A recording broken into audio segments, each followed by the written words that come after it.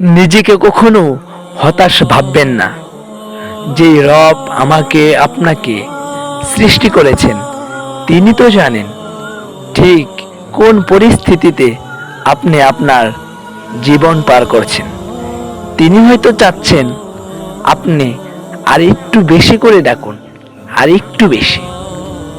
তিনি হয়তো চাচ্ছেন আপনি তার কাছে মোনাজাতে আর একটু কাঁদুন, আর একটু। আর সেই চোখের পানিতেই যেন আপনার জীবনের গুণাগুলো ধুয়ে মুছে ছাপ হয়ে যায়।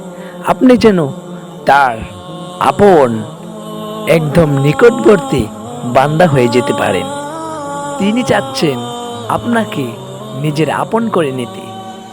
তাই ধৈর্য ধরুন।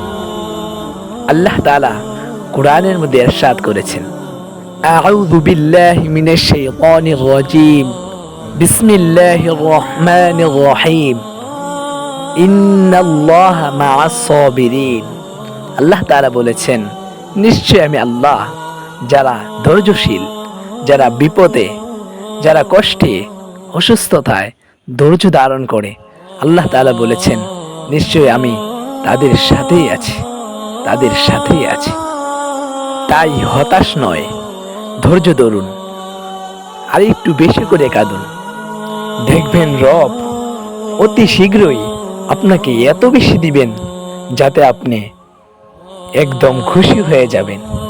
আপনি আপনার পিছনের কষ্টগুলো সব ভুলে যাবেন।